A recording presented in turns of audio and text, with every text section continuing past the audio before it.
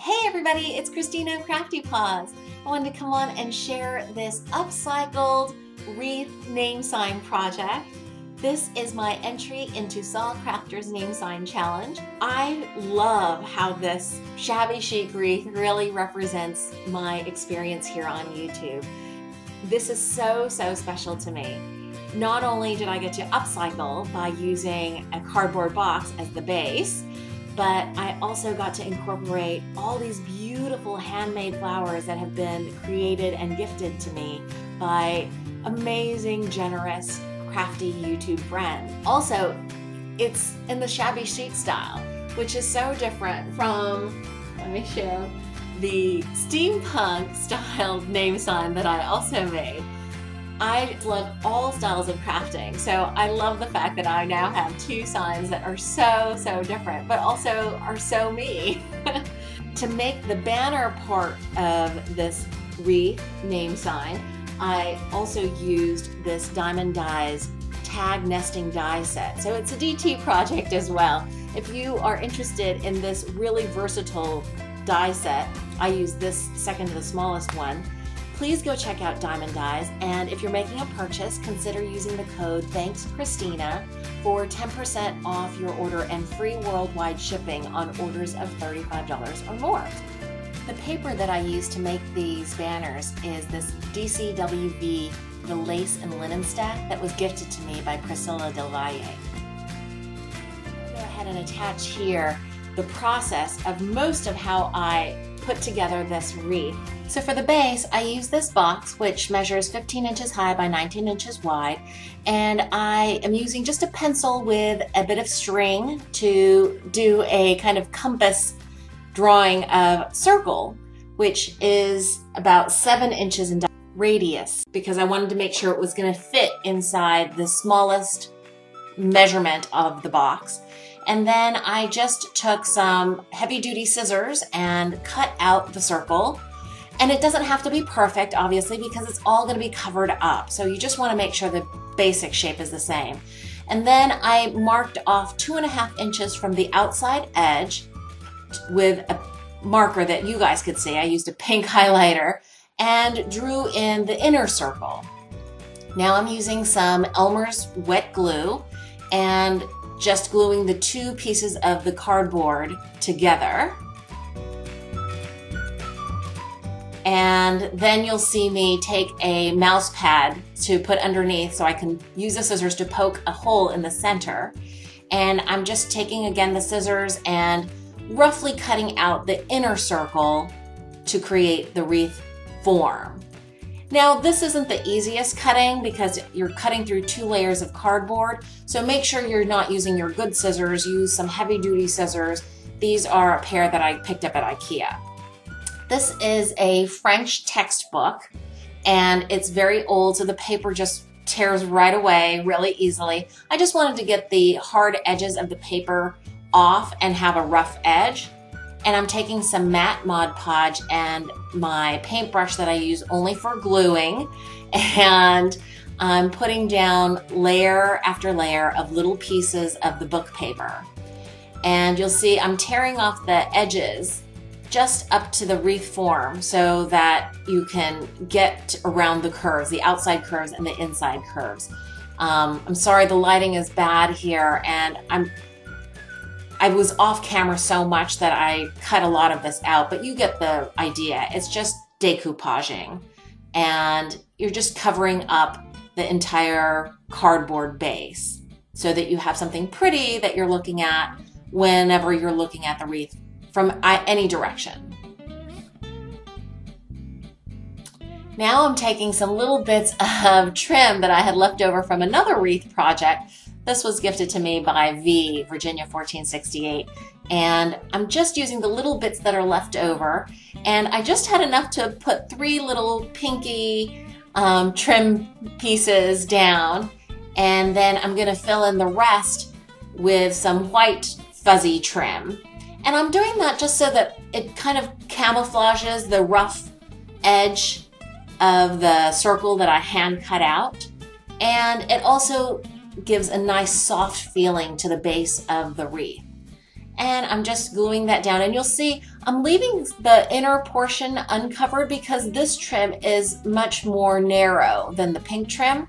So it doesn't cover the whole thing, but that really doesn't matter because all of this is going to get generally covered up with the flowers that I'm going to add on. And I'm just going around the wreath just to make sure that the outside edge of the wreath has the fuzzy trim covering all the way around.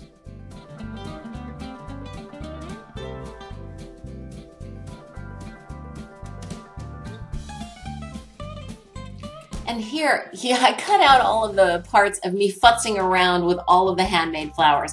I repositioned them in all different places because I wanted the wreath to have a balanced look of different kinds of flowers, different materials, different textures, slightly different shades of colors. I picked out only the white cream and kind of natural, neutral colored flowers.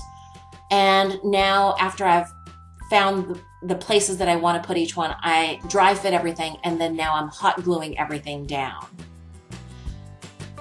And I thought at the end of this it would all fit perfectly, but when I glued the flowers in, I actually glued them in tighter than I had originally dry fit them.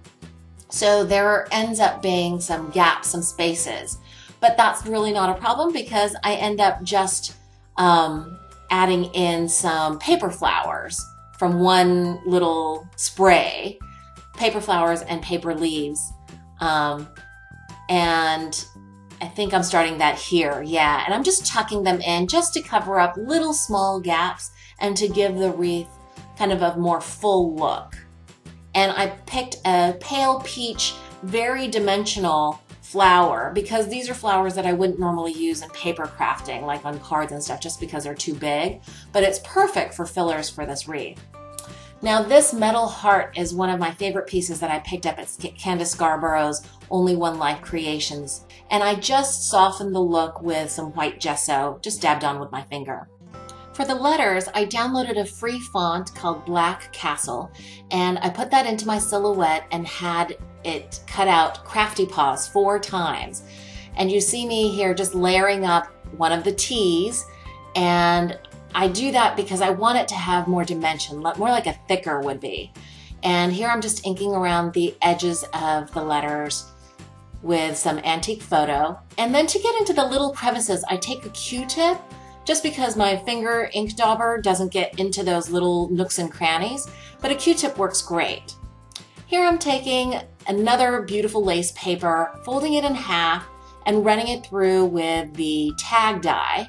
That gets me the front and the back of each tag, and I'm using just some, stick glue and adhering that so that each tag has a little bit more substance and is finished on both sides. Again, I'm taking antique photo and inking the edges.